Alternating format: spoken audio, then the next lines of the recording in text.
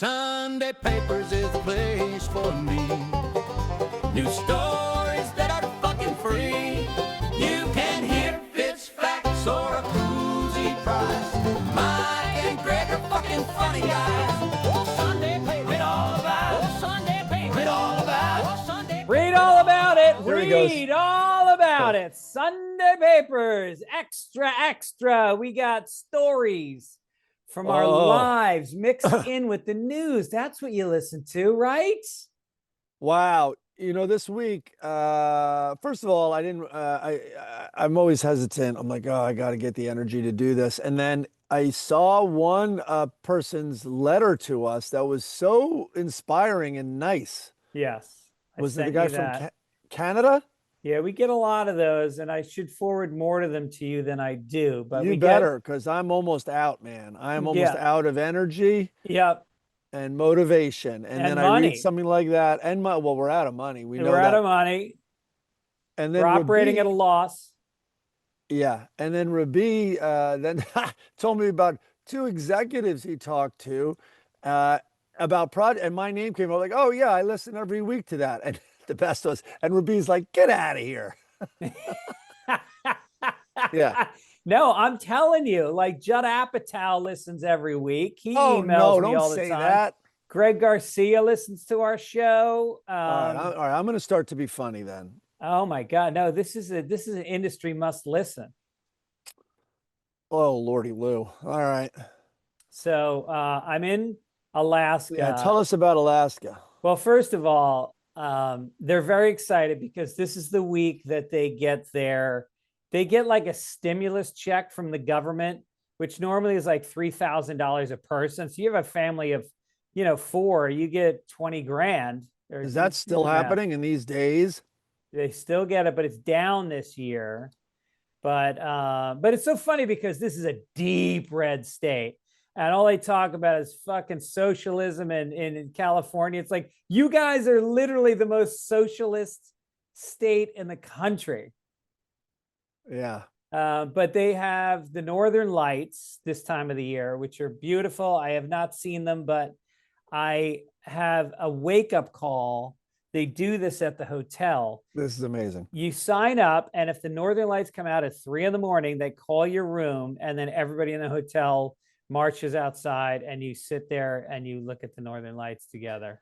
How's that job for the kid at the front desk? It's like, because I think it's almost like you're going to bed and you're like, you know what? It is like when you're at home alone. You're like, I'm going to wake up at fucking 5:30 like Rocky and go jogging. It's the new me starting tomorrow, right? Right? And then the alarm goes off and like, you're an idiot. Like, what were you thinking? I'm exhausted. And you shut it off angrily. I wonder if that's what happens to this poor kid who calls people who are like, yes, of course, call me at 3:15 in the morning if the sky gets brighter. Yeah.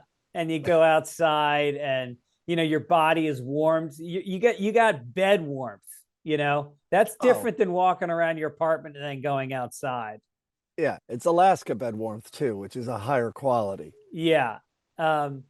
So I got, you get lonely. I usually go away for 3 nights. This was 4 nights. Plus it's like an 8-hour flight to get up here. And I'm staying in a hotel it's a little dated. It's a suite, which is nice, but it's from the 70s. And yeah, it looks there's a sadness about it. So anyway, I go away for that extra day on that. 3 days I can do in my sleep. It's no problem. 4 days, I go dark. It's a big extra day. So I'm listening to Neil Diamond, who, by the way, when people talk about the great singer-songwriters that this nation has put out, seriously, dude. No, he listen, there's no debating that if he's a good songwriter. He's and a great performer. He's fucking amazing. Yeah. And so I'm listening, and when here's and then these lyrics, I started to cry. All right, and I've heard these lyrics a million times. I'm reading them and I'm like, I never thought about them. Yeah, I am, said I. And it's but I got an emptiness deep inside, and I've tried, but it won't let me go. And I'm not a man who likes to swear, but I never cared for the sound of being alone. I said, to no one there. And no one heard at all, not even the chair. And that last line sounds silly, like a filler, like did he run out of rhymes? No, when you have deep depression like I do, you start to actually look at inanimate objects and you're jealous of them because they don't have emotions. Oh And boy. I'm telling you, when I'm deeply depressed and I see someone walking their dog, I go darker because I think, how can they do that? How did they get up? How did they get the collar on? Why are they able to? And then you look at, it's like, it's hard to explain what an inanimate object means to you when you have depression, but he's got it. All I know is Neil Diamond's got it. Wow, that's insightful. I have never gotten to that level. But But Greg, I need you to hear from me. If you ever get down to that level, you need to pick up the phone, call me. I'll put my chair on. My chairs will talk to you. You son of a bitch. They will hear you. Son of a bitch. You had me. You had me. But also, listen, we'll make it a group call. I'll get on also. You'll get on the whole dining room set. Yeah. I got my table here. No, I'll also be on. Come on, I'm a friend. I'll supervise the whole conversation. I'll sit on the chair. Yeah. But he went to grammar school with Barbara Streisand. Oh, I know. Yeah, and Woody Allen went to that high school. Erasmus, right? No shit. And I think, well, I don't Königsberg. think, I know my wife's father went to that school because he grew up with Woody Allen. He was like one of his best friends. Well, you know who else is Jill, my mother ex-in-law, my mother ex-law. I don't even know how you'd say it, but I love her and you love her and she loves She's you. great. And she is a wild one. If I imitated the way she talked, I would immediately be accused of being anti-Semitic. Yes, but let's just say Jewy. it's it's exactly like coffee talk. Yeah, which he was doing an impersonation of his mother-in-law. But not just the accent, but the attitude, the Jewish attitude that I love, which is just like, say whatever comes across your mind. They will, if you want to know who, everybody gets caught up in going to therapy and reading self-help. Who am I? Who am I? Talk to Jill for 15 minutes and you'll know who you are. She will tell you. Oh my God, no. And she's the best and just shoots. Such a New Yorker. It's great. So here's Erasmus. Where is it? It's not only Streisand and Neil Diamond, Barbara Stanwyck, Mickey Spillane, Bobby Fischer, Clive Davis. Wow. Yeah, and I'm pretty sure in Brooklyn. Mr. Königsberg, Woody Allen went there too. Yes. I think it's it's a Russian kind of a neighborhood. It's a Russian Jew kind of a neighborhood. I want to say Brighton Beach. I think it's next to Brighton Beach, which Woody Allen did famously. Brighton Beach Memoirs, one of his movies. Al Davis. I didn't know that. Wow. Yeah, let's see who else. A lot of other people I should probably know. They have a big list here. All right. Anyway. So we're talking about, I want you to give me your full attention because this next story, you asked me, I told you that I was going to go on an Alaska adventure while I was up here. Yes. It's fall. It's kind of the perfect time of the year. It's in the low 30s, so it's doable, but the animals are out. Anyway. So here's my story, and I am not making up one word of this. This happened to me yesterday. I talked to this guy, Jerry, who runs the club, and he says, I got a guy that's a fan of yours that happens to be one of the famous Alaskan outdoorsmen. His family for 81 years has had a company that sells ATVs, snowmobiles, whatever. The guy's been on reality shows about survival. He won a reality show about survivalists. And this guy is going to take me out on an adventure. And so I'm like, immediately, I'm soft. I'm from New York and LA. I'm not outdoorsy. And immediately I'm thinking, all right, this motherfucker, I'm going to be wet and cold. I don't have a change of pants. And what shoes should I wear? Like, I'm immediately pussing out. And so the guy picks me up and Meanwhile, he just wanted to storm the state capitol. Right.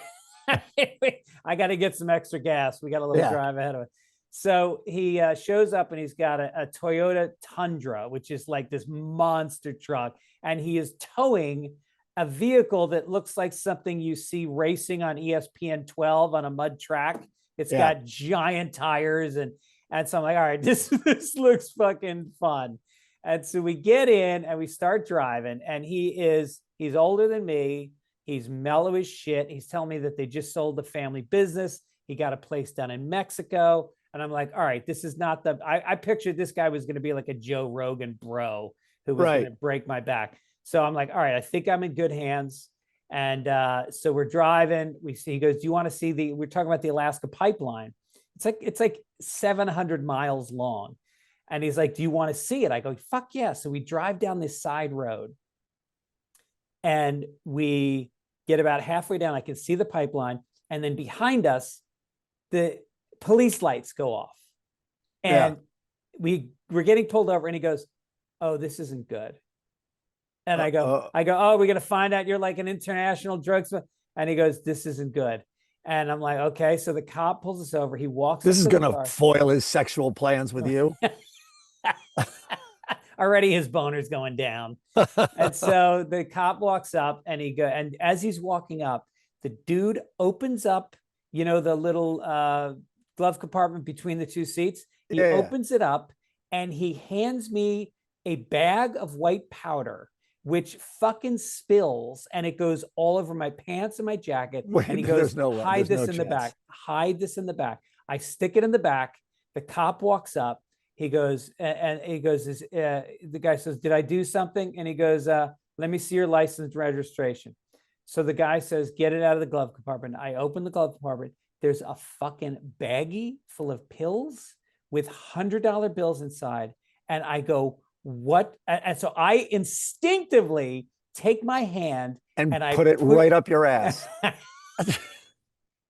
little awkward in front of the cop.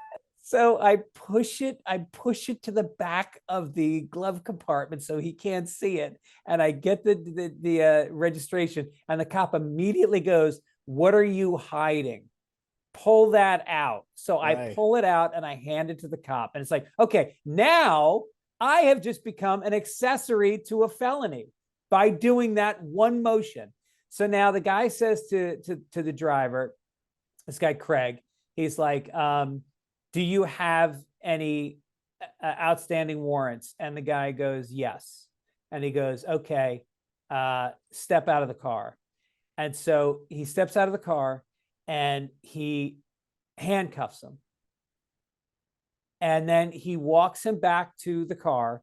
And then you're looking for a gun to put in your mouth at this point. Oh, no. He's already asked him 5 times if he has a firearm in the car. Yeah, I thought there was going to be a firearm in the glove box. Yeah. And so he walks him back. He comes back to the car again. And he goes, and he's standing by the back window, back rear. And he goes, I'm not getting closer to you because that's fentanyl. And I've got it on my fucking coat, on my pants. And I go, are you fucking kidding me? He goes, who are you? I go, I go, let me start from the top. I met this guy 20 minutes ago. I said, I don't know him. I said, I'm a comedian. I'm performing here tonight. And he goes, give me your ID. I give my license, and he goes, California. He goes, Los Angeles. He goes, this is a drug feeder state. And I don't believe your story. This sounds a little, you're a comedian and you don't know this guy and you tried to hide those drugs and you've clearly got drugs on. And he goes, and he goes, are you feeling any of the effects? And I did. I felt immediately like I just felt out of my head. And I was like, yes. And he goes, I have a Narcan shot thing.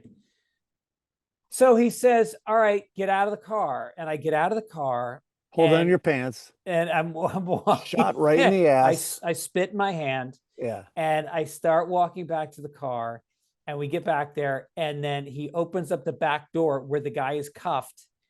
And the guy, Craig, gets out. And they both look at me and they go, yeah, we're coming to your comedy show tonight.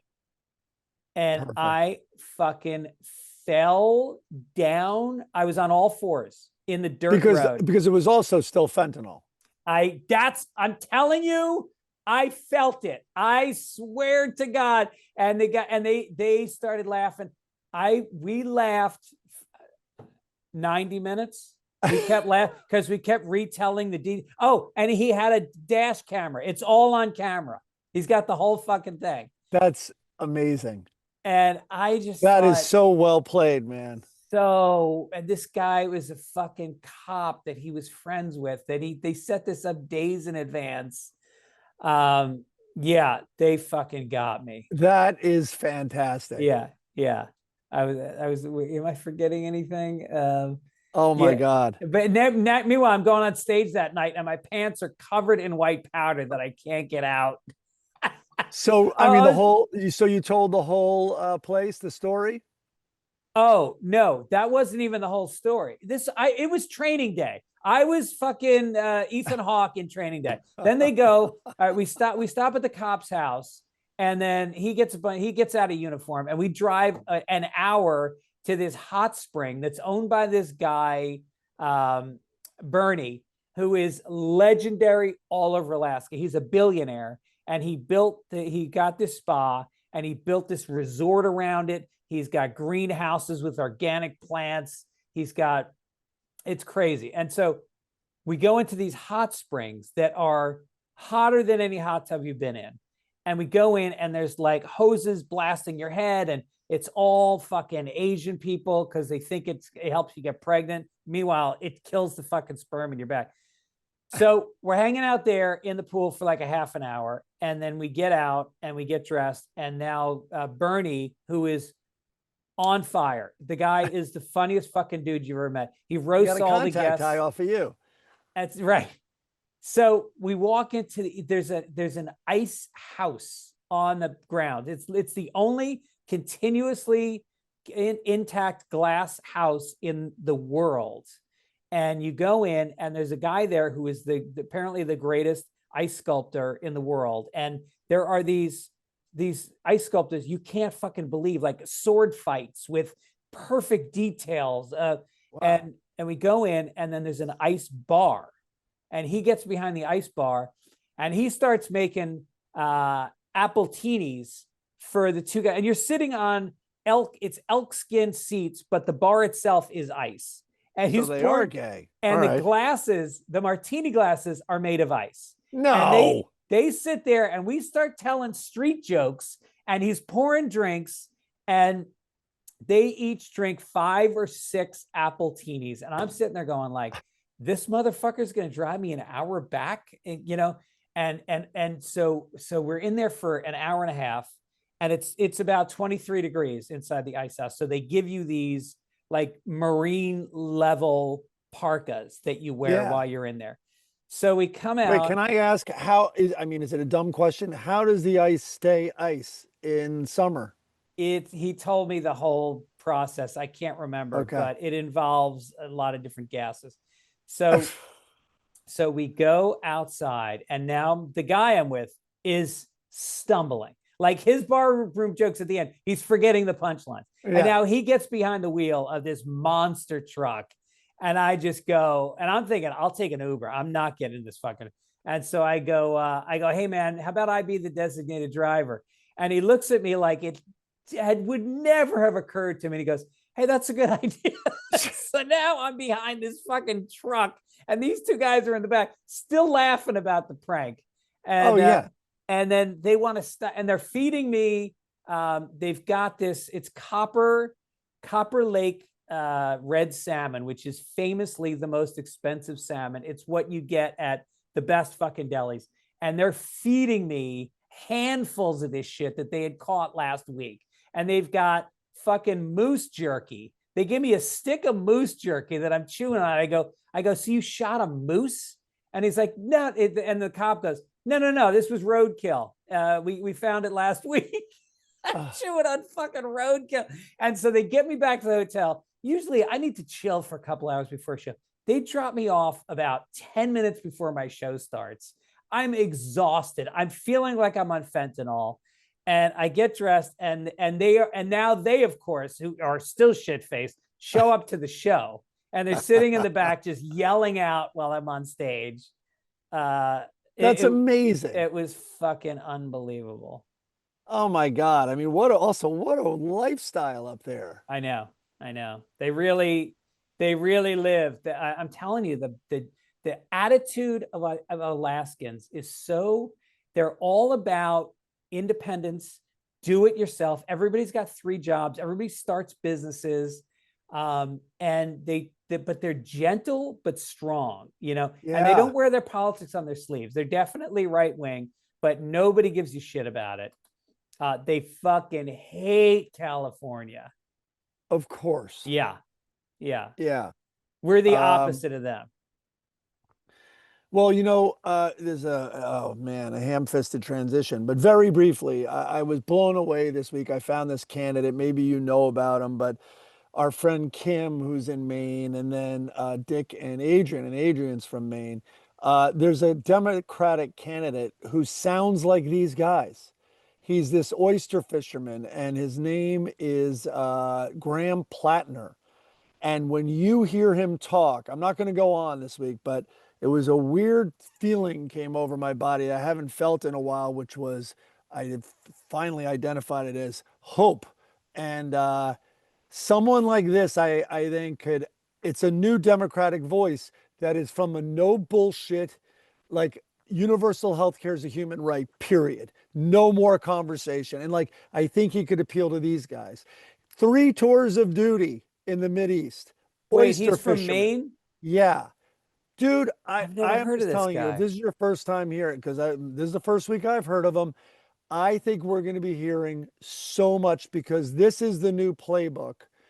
And I'm not even saying finally the left has its I don't even give a shit about the left. It's this guy is saying all the things that they check off my list, which a lot of times the Democratic Party does not do.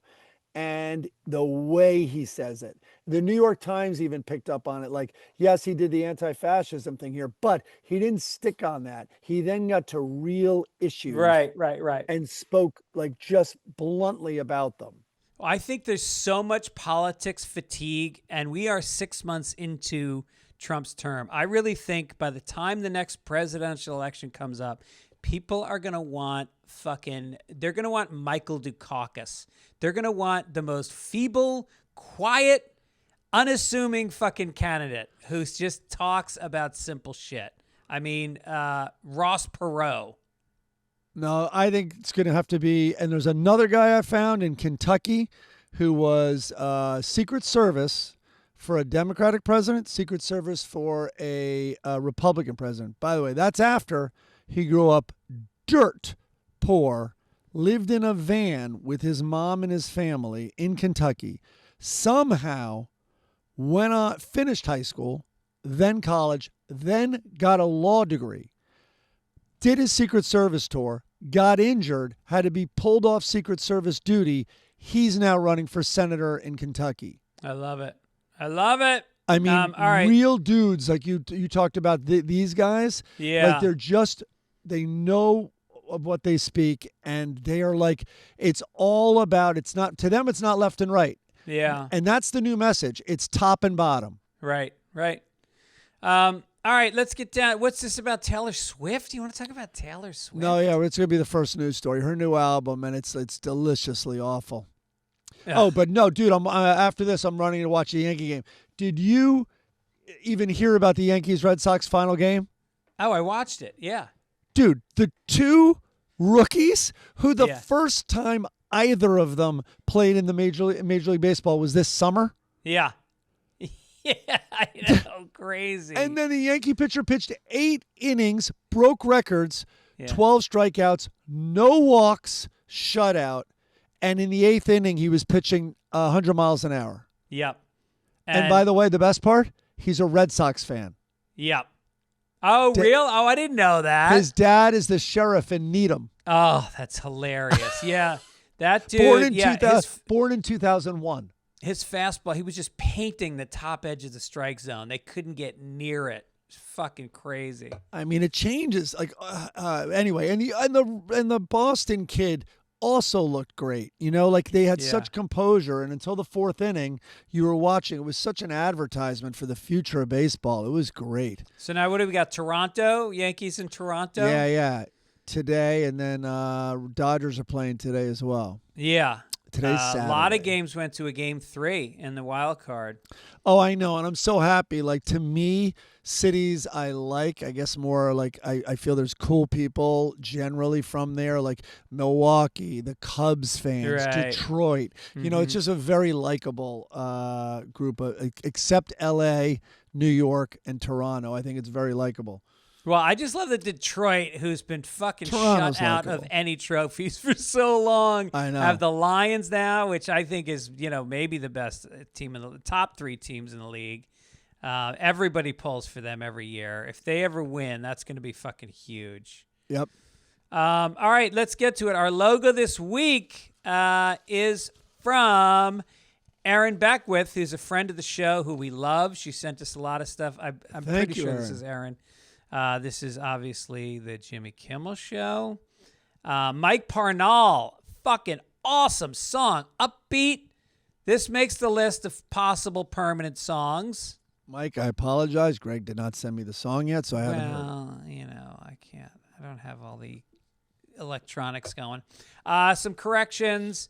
I have a correction regarding Jimmy Kimmel's opening line during his first show back. Fray Louis de Leon was a professor at the University of Salamanca in Spain back in 1572.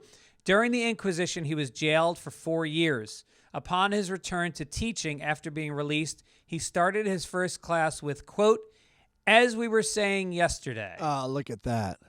Of course, I don't expect you to know it, but I thought you'd get it. Because originally, that we said that was said by Jack Parr. Jack Parr on the Tonight But I mean, Show when he was pulled off the air. I'm imagining Jack Parr had knowledge of this. Right.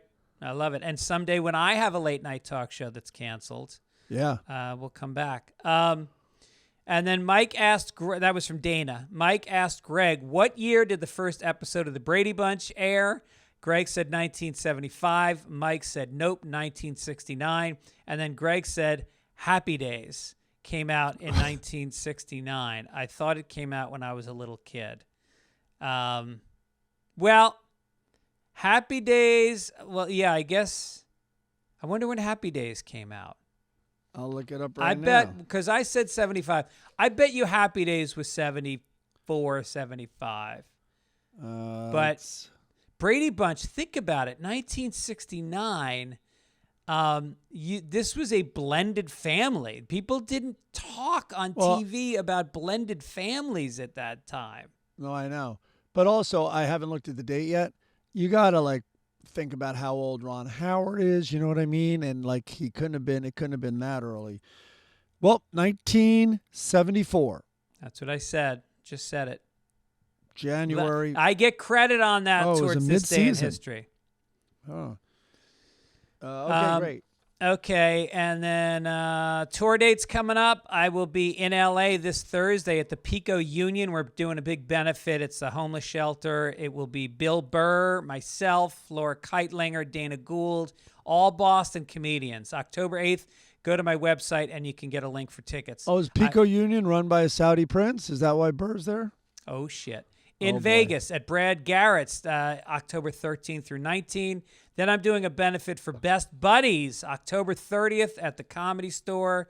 We already got Ron Funches on that. We got Annie Letterman. We got Mike Gibbons. Whoa. We're going to get some big names. I'll hit up Burr when I'm at this benefit.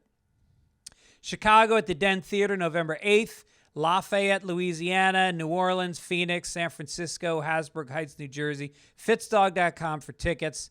Should we get to the front page? Here we go, front page. All right. All right. I don't have a tightly written story here, but Taylor Swift's new album, I thought we'd have to at least talk about it. So the best was yesterday, watching her fans melt down, being so other than the catty ones who are like, oh my God, this is about Charlie XL, blah, blah, blah, blah, blah. It's like, and all the gossip. And, the Onion said it best once when they were like, something like Taylor Swift plans new album about herself. It's like, yeah, of course. It's all that's not an artist who writes only and makes no attempt at making their personal more universal. So anyway, and she writes about her fiance's cock and all, and literally uses that word. Really? Okay. Well, she puts it in cocky. It's disgraceful. Her writing is always disgraceful. But anyway. Isn't it funny that people sometimes say he's a real coxman? And that's acceptable because it like refers to like a guy on a rowing boat, but obviously it's got cock in it. Is it coxman or coxswain? Whatever. Keep going. All right, I'm going to Taylor Swift's new album is here. This is from a fan. Taylor Swift's new album is a masterclass in mediocrity, bland production, recycled heartbreak cliches, and fake depth packaged for her cult. At 35, she's still writing like a sulky teenager. It's stale, boring, and painfully overrated. They go on. People especially are picking up the language. Like I remember one of them was like, I didn't write it down, but she's like, this is like, listening to this is like getting memes that your mom thinks is funny. That's good. It was perfect. Maybe we don't even need to go on anymore, but yeah, it's being torn apart by her fans, which is great. Wait, hold on. Let me find a couple more. While you find it, I just want to mention, I'm just looking at, I wrote some notes down on the incident that happened yesterday. One was he told me to put my hands on the dashboard and kept yelling me to keep my eyes straight. And then when I got out, he told me that the other guy told me that that they were my drugs. Did I mention that before? Oh, really? Yeah, he said they're yours. Oh. That's perfect. Taylor Swift challenges herself to release an even worse album than the last bad album.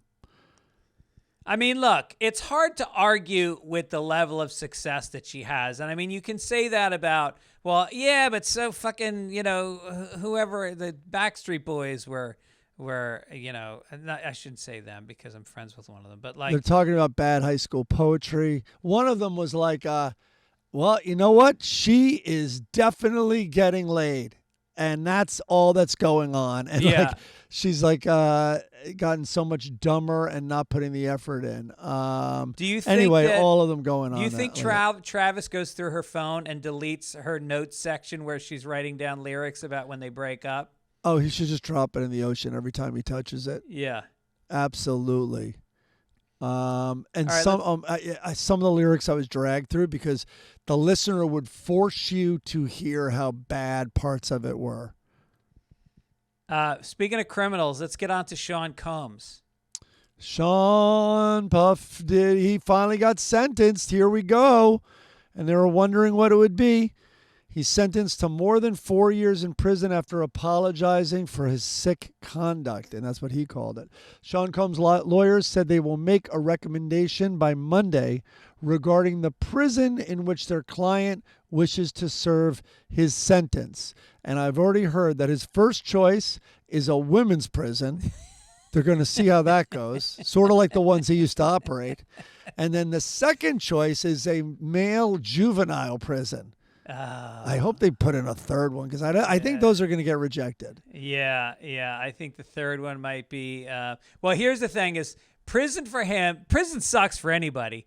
But how about being a rap producer surrounded by every inmate thinks he's a rapper? They all think they're gangster rap. They're all going to be pitching him bad fucking songs for 4 years. That's his hell. And these are real. These are real gangster rap. This isn't Drake. These are guys that are legit. I heard he's going to drop a new album, but he's going to try to not do it in the shower. Okay. Wait, what does that mean? You don't drop the soap in the shower in prison? Oh, got it. All right. Yeah. Jeez, if you don't get it, I don't know how. Oh boy, album on a rope. Okay. He knew he was in trouble. He tried to get bail, but he was writing the check from a company called Bad Boy. That's when he knew that it's not he was good a little luck. bit fucked. Yeah. Yeah. All right, let's get down to Meghan Markle. Yeah, I didn't see this story till you put it in here. We love. You didn't see this? Was kind of a big story. No. I saw it this morning when I read it. So, Meghan's half-sister Samantha blasted the Duchess of Sussex for leaving their father, Thomas Markle, trapped in his Philippines apartment after a massive earthquake hit the area. Quote, my father is stuck on the 19th floor of a building in the Philippines after a massive earthquake and he can't walk and he's trapped, she tweeted. Shame on my disgusting, evil fucking sister forever putting our father in this position. I hope she is cursed. Karmic vengeance will be mine. She turned into a superhero at the end. Whoa, yeah. This is kind of the reverse of Goldilocks, where a princess is supposed to rescue a man from a tower. There's nothing. First of all, she was too busy like jarring preserves. But there's nothing but drama around this woman.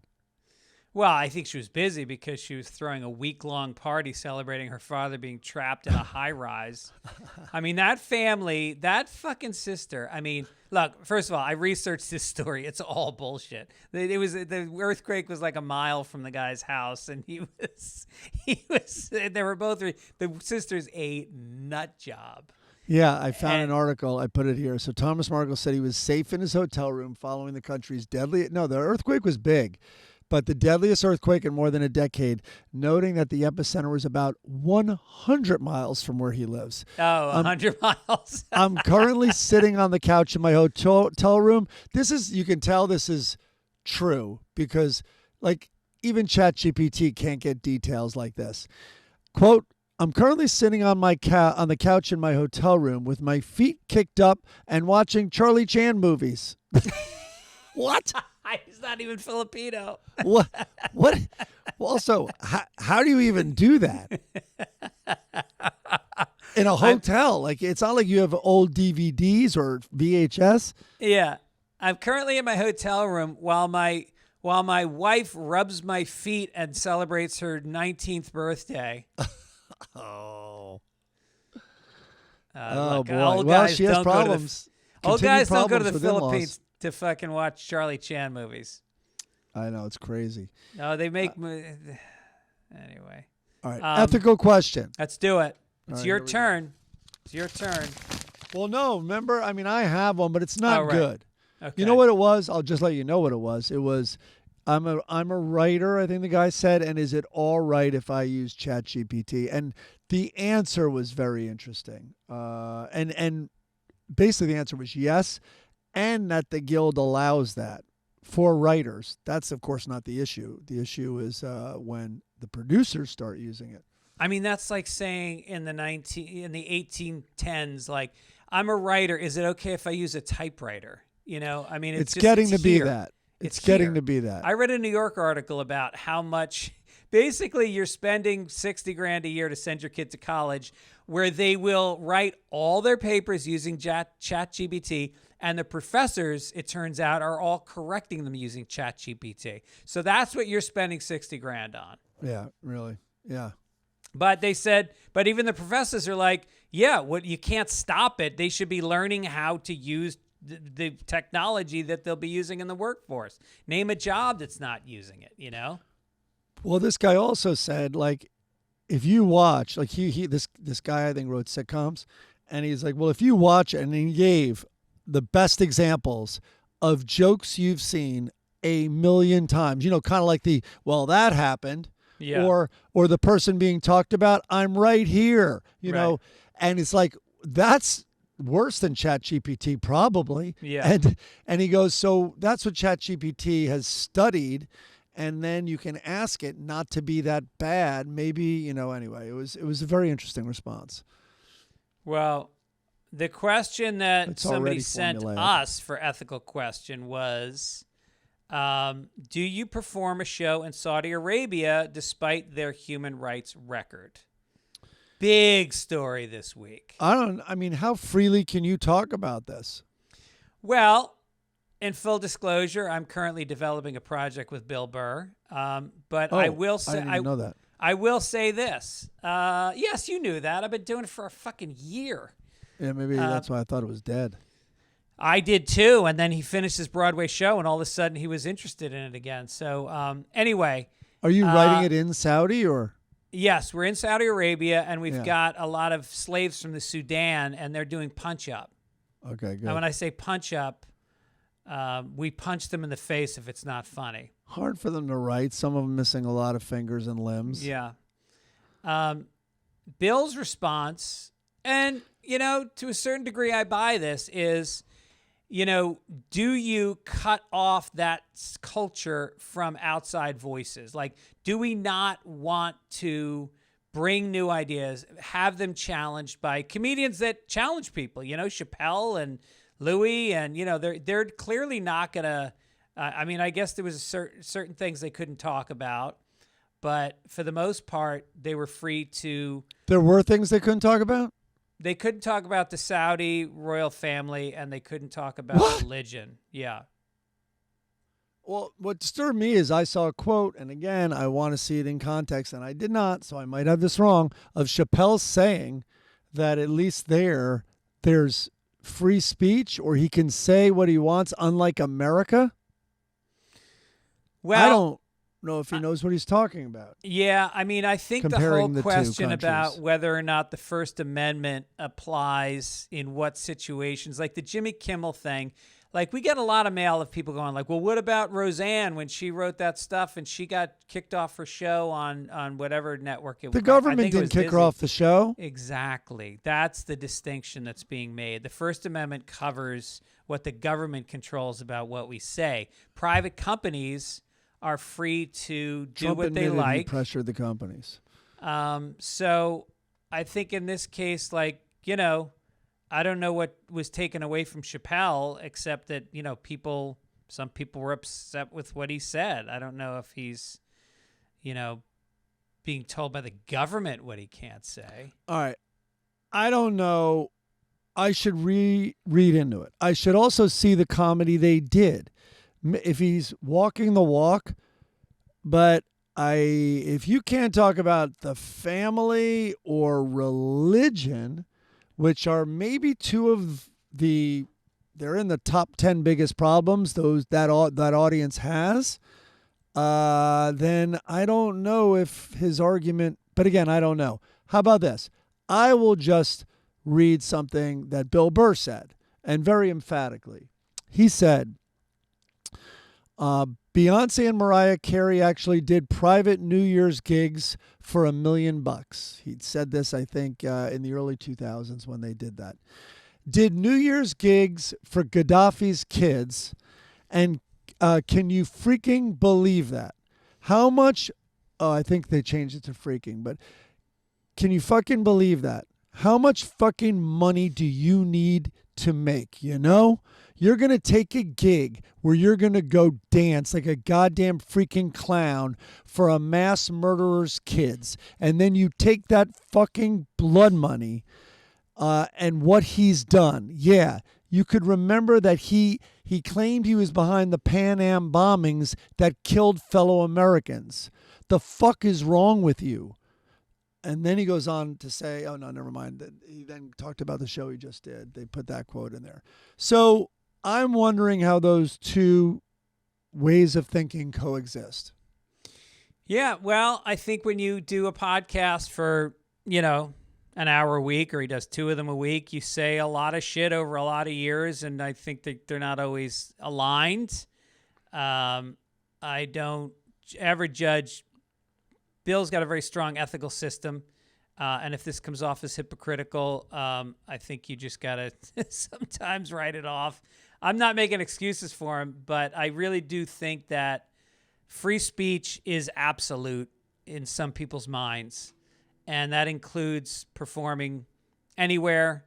Paul Simon got shit for performing at Sun City during apartheid in South Africa. So did Queen. And, but some people argue you bring in a Western influence to a place that is being suppressed, and sometimes it can wake people up. I don't know. Then how about this? Create your own comedy festival and go there. You think I don't? It wouldn't be controlled then. I don't even think they'd allow it. Right. That's different. Or take a big stand and go up there and talk about Khashoggi being murdered. Well, listen, that's what I mean, you know. Yeah. But again, I need to see it before I really make a judgment. Listen, maybe it was fucking rock and roll. Maybe it was defiant. What in a some way. fucking lineup. I mean, name a fucking comedy festival anywhere in the States that has Kevin Hart and Aziz Ansari. Well, but other guys. Dickie sent me, is it Amor? His bit. I'll find it in a second. Here it is. Hold on. I know Shane turned it down, and Tim Dillon got yanked. He got yanked, which was great. That was very well done. Yeah, I'm shocked Jimmy Fallon wasn't there. Yeah. I mean, the guy, just unbelievable. Wait, hold on. Let me find this. It's worth it. Here it is. Sebastian goes rogue at the Riyadh Comedy Festival. You guys are chopping up journalists. He had a bones on, and he was like, yeah. There's a guy in the back in pajamas telling me to wrap it up. I ain't done. You guys been following what Israel's been doing to Palestinians? Anyway, he goes on. That's Fahim Anwar. Fahim. Right. Fahim doing Sebastian, like, you guys cutting up journalists?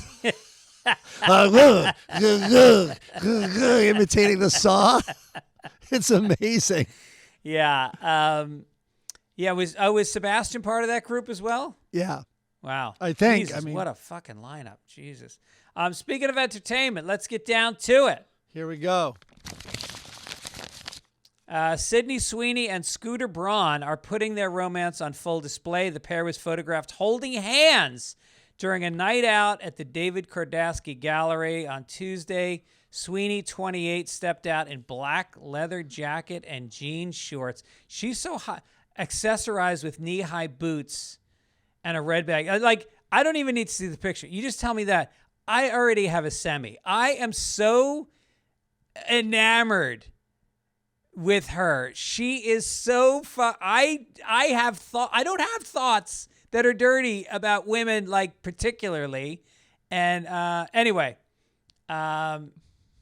she's holding his hand because they're out in public and she's trying to keep it off her tits. Because if you're dating her, that's where your hands are all the time. Can you imagine the moment? Okay, you meet Sydney Sweeney.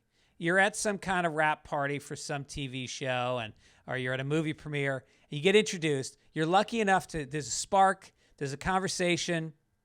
Numbers are exchanged. You take her to dinner. You somehow find your way back to her place.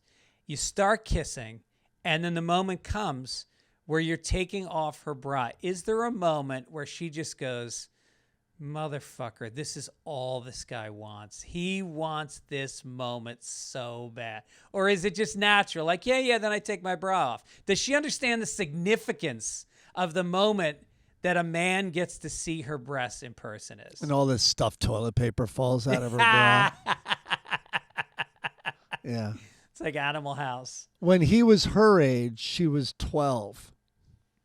When he was her age. She's 28. He's 44. All right. Well, in Hollywood, that's not a big. By the way, is Scooter Braun, is he related to your friend David Braun? No. No. Very different. Because they're both music producers. He's used to big boobs. He repped Taylor Swift and Justin Bieber. See that? Oh, he's an agent? I thought he was a producer. He's the guy who found Bieber and then brought Bieber down to Usher in Atlanta and got Bieber off the ground and then was Bieber's manager. So I've met Scooter a couple of times, and we did carpool karaoke with Bieber when Bieber's reputation was not doing so hot. And I met Braun then, and then some people at court, and also became friends with Braun, and then we worked with him on other stuff as well. But he's Taylor Swift, is most hated person. Braun is the one that got her catalog, and that's why she had to re-record everything. Oh, he's the guy behind giving her a bad deal. Yeah. Oh shit. Okay. All right. I mean, his name's Scooter. There you go. Let's get down to the family of So You Think You Can Dance alum Joshua Allen is sharing details about the cause of his death. They say he was struck and killed by a train, died in a hospital. They reflected on his final conversation. This family member said she had a conversation with him. The last thing he said was, keep God first at all times. You have to be real with yourself before you can be real with anybody else. First of all, was he filming a new series, So You Think You Can Outrun a Train? Like, what the fuck was he doing on a train track? I don't even know this story. I didn't think we had time to do this, but who is this guy? He's some reality star. He was on So You Think You Can Dance. He got fucking run over by a train. And they're not thinking it's suicide? It's got to be. When you've got dancer's legs, you can't jump 3 feet out of the way when you can plie. Maybe he was doing like a conga line on the tracks. Maybe he was moonwalking and it's not smooth enough. Wow. All right. And poor by the way, Joshua Allen. I'm so sick of people with his last words were, yeah, were they really about God, or were they, my agent fucking sucks. He hasn't done shit for me in 2 years. And then under his breath, Jew. Like that was his last words. Yeah, exactly. I'm going to go jump in front of a train because of you. Yeah. Those were his last words to his family. All right. So you're saying we should jump ahead at this point? I think so, right? Wow. Yeah. All right, let's get to Florida. Florida. Here we go, Florida. All right, I love this. Florida man killed, cooked, and ate 2 of his pet peacocks. The arrested man allegedly told investigators, the best part is why. The arrested man allegedly told investigators that he had killed the 2 peacocks because his neighbor kept feeding them. So he did it out of spite. He had written the neighbor a letter telling her that he would continue to kill his pet peacocks if she kept feeding them to prove a point. That's the best. He did not say how many peacocks he kept. The man admitted to killing the bird by cutting the bird's neck out of spite, then bleeding it out, and then later eating the bird after cooking it on a frying pan. So he was arrested on the September 23rd on a 3rd-degree felony charge of aggravated animal cruelty. Here's my question. Just because a chicken doesn't have as pretty of a plume. Yeah. People kill their chickens and eat them, right? Yeah. They'll grab it by the head and twist it around and break its neck. It literally is step by step what we do with chickens. Then you put it in a pan, you bleed it out. It's all. That's why they say like you can't put lipstick on a pig. I bet the pigs have tried. How about your neighbor keeps throwing breadcrumbs in the pond and feeding the fish? You know what I'm going to do? I am going to get the most barbaric, almost literally barbaric thing. A hook, a metal hook, sharp as hell. I'm going to throw it in there, fool the fish, yank it through its mouth, and then I'm going to pull it on shore, and then I'm going to cut it open and fry it and eat it. Or I'm going to leave it in a bucket where it suffocates because there's no fucking water. And then I'm going to cut it up. I'm going to put it and a bunch of its friends on a chain and carry it around for a while. And then I'm going to cut it open and fry it. No, and then I'm going to hold it out and have somebody photograph me smiling, standing next to its corpse. So I don't understand the distinction. Well, maybe we should do this with people. Maybe if you kill a model, you should go to jail. But if you kill some fugly dude with crooked teeth, he's overweight, maybe you do a week of community service. Exactly. That guy's community service. She's like 5 to 10. Yeah. Yeah. Maybe it's on the scale of 1 to 10, like looks. Well, I mean, you would have thought because Nicole Brown Simpson, she was beautiful. OJ should have done time for that. You think? Yeah. I know. If he was smart, he would have killed a 2 or a 1. He killed a 10. Let's go to Texas. All Make right, America Texas. Let's make America Texas again. All right. So Spectrum Cable went out in Texas. It gets more interesting. So Spectrum told customers in the Dallas-Fort Worth area that services were down, which, judging from the comments from customers, isn't an unusual occurrence. So customers were probably super upset. Texas customers, their Wi-Fi's out, their TV's out, and they're just like, there's no excuse. Then Spectrum confirmed that the service went out because a stray bullet sliced through the key data cable that serviced the area. And I think all of them are like, oh, okay, all right, fair enough. That happens. The outage stemmed from a fiber optic cable that was damaged by a stray bullet, the spokesman told the Register. Our teams worked quickly to make the necessary repairs and get customers back online. We apologize for the convenience. Here's the best part. This is not the first time gunfire has cut Spectrum's lines in Texas. Hilarious. That would be like if a transvestite stumbled and knocked out the power lines in California. We'd be like, all right, well, it happens. A transvestite reading children's stories in school tripped. She had really big heels. Tripped, and sorry, your Wi-Fi is going to be out for the afternoon. Let's do some sports. Sports, here we go. Take it away. Christy Nome, the NFL has faced blowback from conservative commentators and MAGA influences over its decision to select Bad Bunny as a halftime performer. Oh boy! No, Christy Nome said, "Well, they suck and we'll win." This is a fucking elected. Not elected. What does she think? The Jets are in the Super Bowl? Is this a prediction? Oh my God! Well, they suck and we'll win. Who's they? The Democrats or? I think the NFL. Okay, well, they suck, and we'll win, and God will bless us, and we'll stand and be proud of ourselves at the end of the day, and they won't be able to sleep at night because they don't know what they believe, and they're so weak. We'll fix it. This, it's God. unbelievable. Yeah. So she said there is nowhere you can provide a safe haven to the people in this country illegally. We will find you. We will apprehend you. We will put you in a detention facility, and we will deport you, she said. So, I mean, look. And then the Homeland Security Advisor echoed her comments. You see that? No. Homeland Security Advisor Corey Lewandowski said. No, I just said that. Yeah. Oh, okay. Did you? Oh, I didn't right. know that was him. I thought that was her continuing. Yeah. Okay. Yeah, no. Basically, the U.S. government, they're pissed about Bad Bunny, who's not performing because he's against these ICE raids.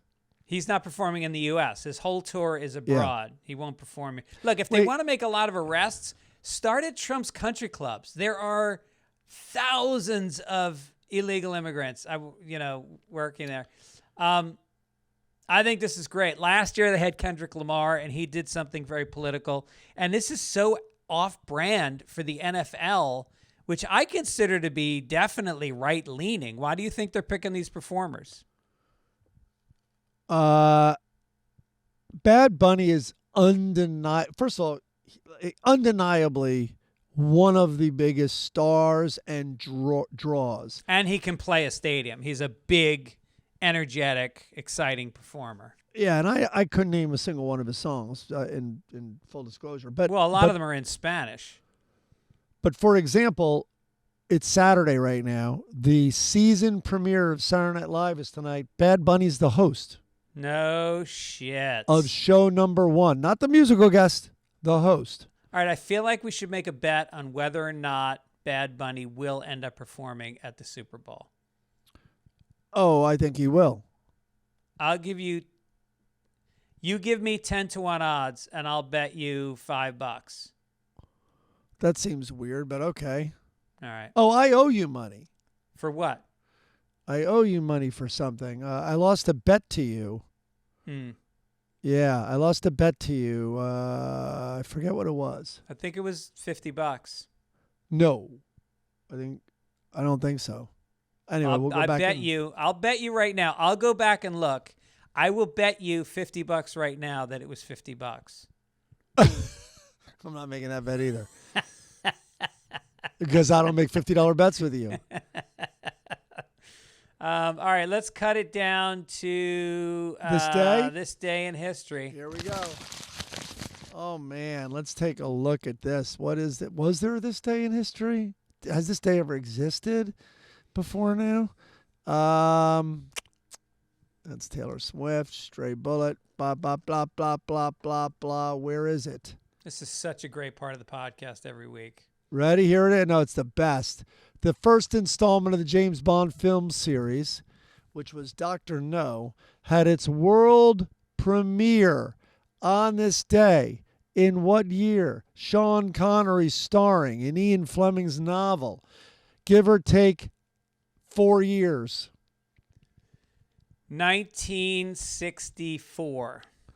You nailed it. 62. There we go. You're ready? The romantic comedy Breakfast at Tiffany's, the adaptation of Truman Capote's novella, had its world premiere in what year? Give or take 4 years. I should guess what 1960. you said. Wow. I was going to say you were going to say 68. It was 1961. I'm on fire. You are on fire. Now pickings got a little slimmer, but British television series Monty Python's Flying Circus, it debuted on the BBC on this day in what year, give or take? We're going to do 4 years again. I'm going to say 19. Was it before SNL? SNL was 75. I would think that it was before it. So I'm going to say 72. Look at you. 1969. I did it. All right. Here's another one. PBS began broadcasting on American television. Sesame Street was its star. Mr. Rogers' Neighborhood was another one. On this date in what year? Let's do 4 years again. So Mr. Rogers was on the premiere episode. He was still doing it in the late 70s, 80s. So he would have been 30 in 1950. I'll say 1949. What, PBS? Yeah. What did I give you, 4 years? Yeah. I should have given you another one or two. 1970. Damn. Yeah, boy. Geez, I guess we can't get out on that one. Forget Spartacus. Okay. The Jazz Singer, right? Premiered in New York City. It's the introduction of the sound era in motion pictures with Al Jolson, right? Jolson. Yeah. This is the turning point for the change. It was a little gradual, but this was the beginning of the end of silent movies. And what year was it? Give or take 8 years. I'm going to say I feel like the talkies were the roaring 20s, but it had to be late. I'm going to say 29. Look at you, 1927. Hey now. It's funny, the talkies, that's my nickname for women. All right, let's see. Is there one more we could do? Why not? French Connection, man. When did it come out? Give or take 3 years. 1973. Dude, you nailed it. We're getting out on that. 71. There we go. I was on fire today. I love it. All right, let's get down to, we got some letters to the editor. There you go. Okay. This is from Paul. I heard your conversation with Ian Edwards and your mention of fans dropping you due to the Kimmel stuff. As I get older, I misalign with you politically more and more and more. However, I want all you to caps, know, however. It has never stopped me from laughing at one of your jokes or enjoying you and Mike's comments. I love the podcast. I appreciate it and look forward to it every week. Thank you from a normal dude on the other side of the political fence. And remind Mike to send me my koozie that I won 14 months I've been ago. very remiss with the koozies, Paul. I'm sorry. I notice how Paul, I think he agrees with my politics and my comedy. So I'm going to send him a koozie. All right. This one comes from Mark Rawson. He says, sitting in a coffee and joint in the midst of the Canadian Rocky Mountains, celebrating my 45th birthday with you and Mike on Sunday Papers.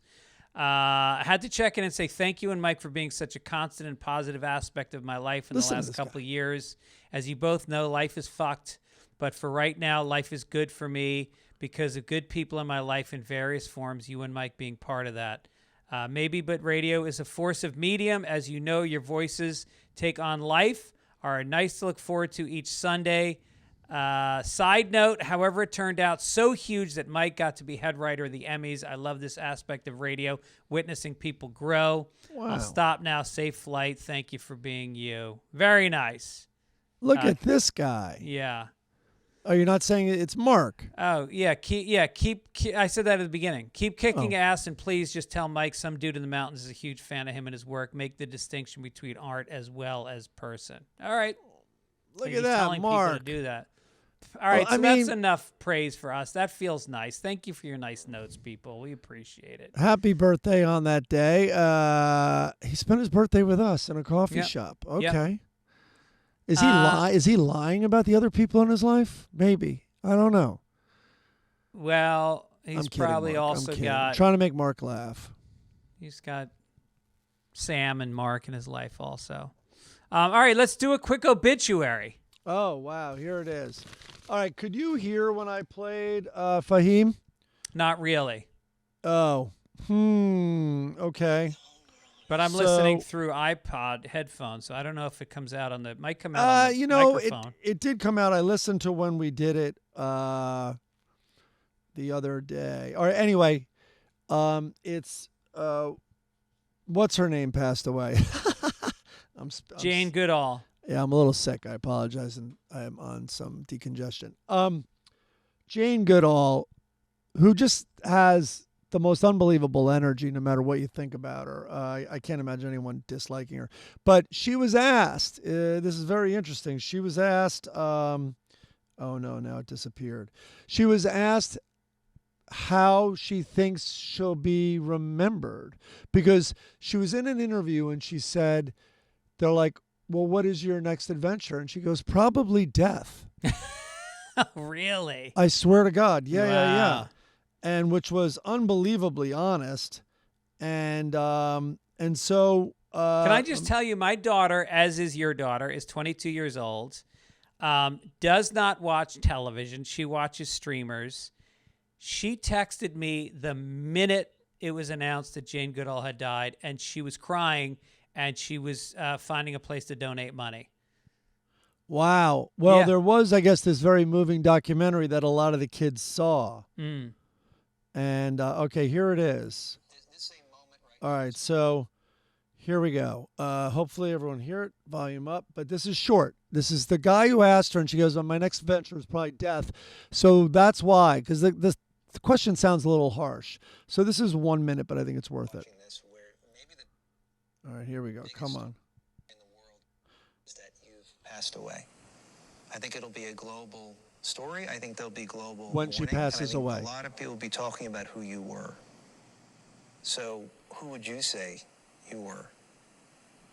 I would say I was somebody sent to this world to try to give people hope in dark times, because without hope, we fall into apathy and do nothing. And in the dark times that we are living in now, if people don't have hope, we're doomed. And how can we bring little children into this dark world we've created and let them be surrounded by people who've given up? So even if this is the end of humanity as we know it, let's fight to the very end. Let's let the children know, that there is hope. Wow. How about What a great message to hear right now. Even if this is the end, that's the line that got me.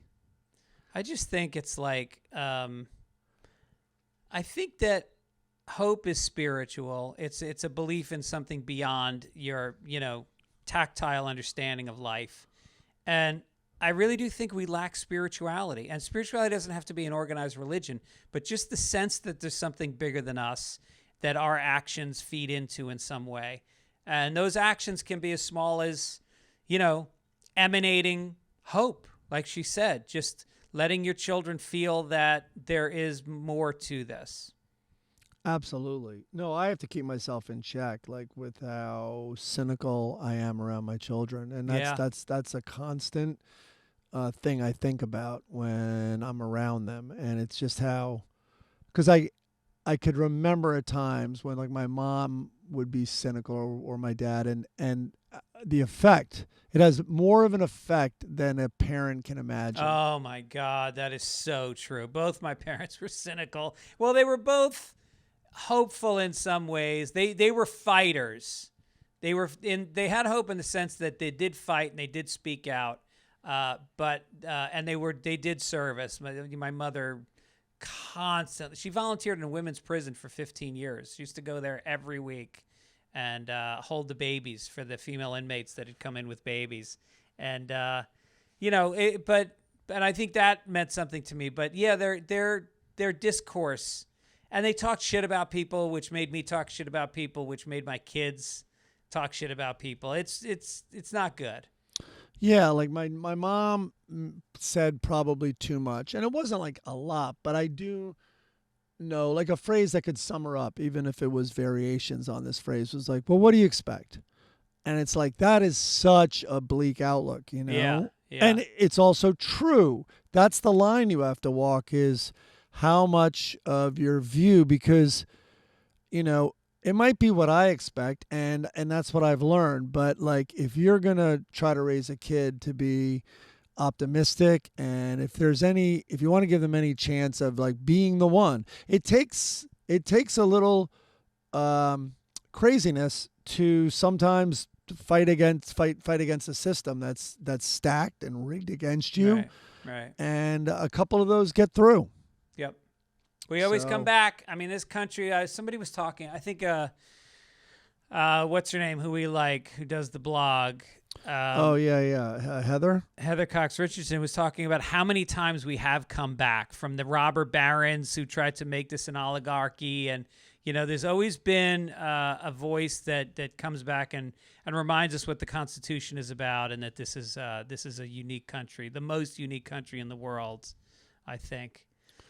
Yeah, anyway. we really stayed away from politics, but boy, man, is it getting crazy, and it's accelerating. It's accelerating, and it's just overload. There's too many things to fight. There's too many things to be aware of anymore. Like there's no way the way, I'm just going to say this, it's not even a political take, but I think a lot of people are wondering, like, there's no way the White House can be planning on midterm elections, because they're just doing things that they know they're losing even their side. It doesn't even matter what it is. I'm just saying, well, a lot the of way they're acting is like there's not going to be a vote on the approval. Right. Well, the problem is a lot of the things they're enacting, the cuts to Medicaid and all this, don't take place until after the midterm elections. So they post-dated all their checks, and then so people won't be voting on their current condition.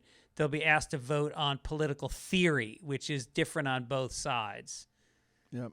All right, so let's get to the funnies and cheer up. All right, here we go.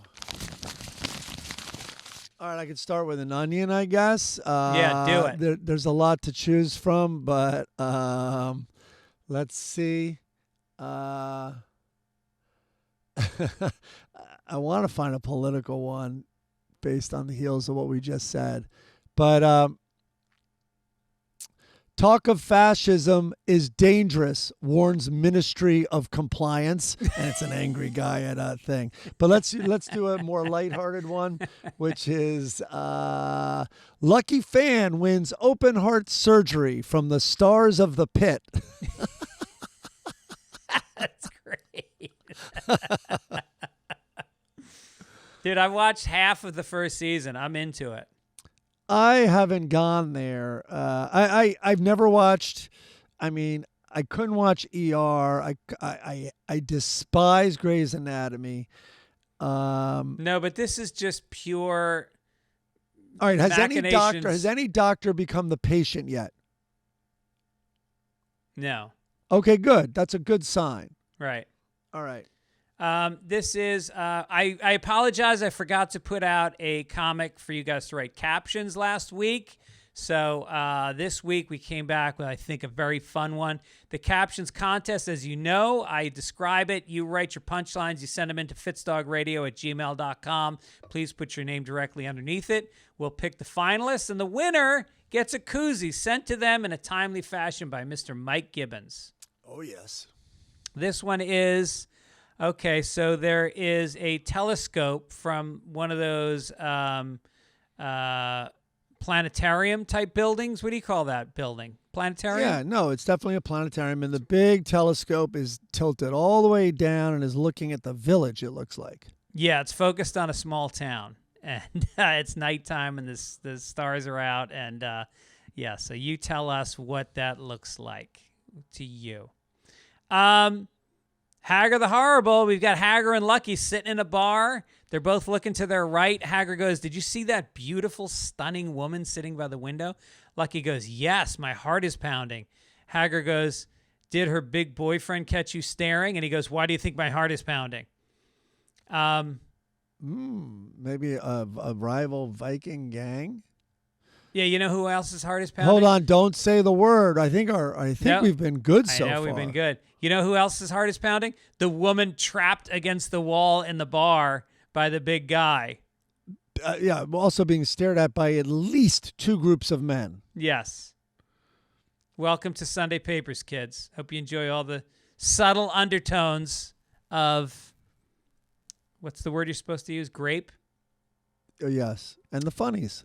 Loretta and Leroy are coming out of the supermarket. They look like Leroy's trying to rush. She looks worried. He goes, "Hurry before the avocados go bad."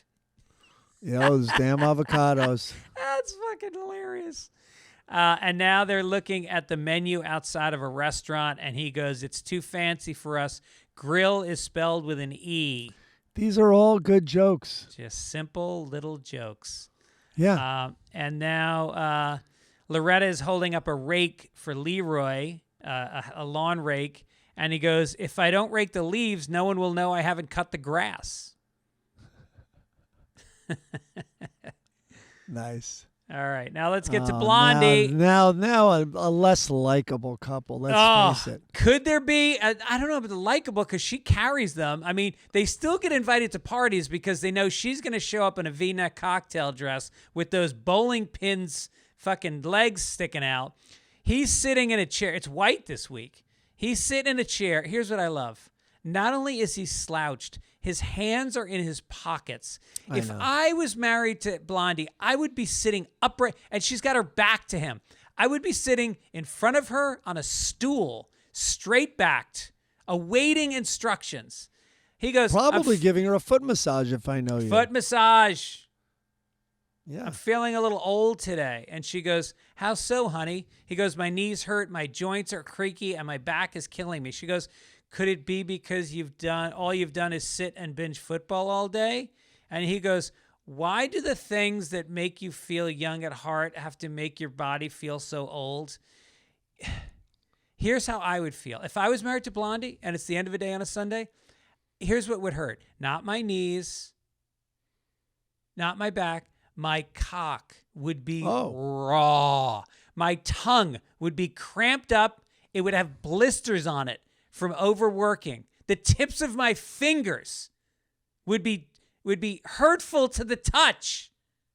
She would be run through and laid out. She wouldn't even be in the room. She'd still be recovering. That's right. She would have an ice pack in the bonus room. Yep. All right. Well, listen, everybody, we got through it. I got enough battery. We didn't lose that. I think we stayed politically not too heavy-handed, which is a nice change. Oh, man. All I wanted to do was talk about, All right. Don't blow it now. the talking points. Don't forget, we got a bunch of shows coming up in Vegas and Chicago and Lafayette, Louisiana, Phoenix. Go to fitzdog.com, get some tickets. Mike, anything you want to promote? Let's see. What do I want to promote?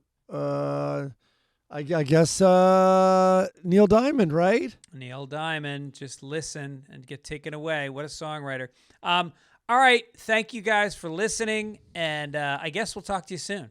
Platner, yeah. Check out The Mean Politician. That's what I want to promote. Oh, yeah, that's right. He's amazing. Yeah. And his song selection that he puts behind his posts, go find him on Instagram, are great. All right, take it, Ish. Take it, Ish.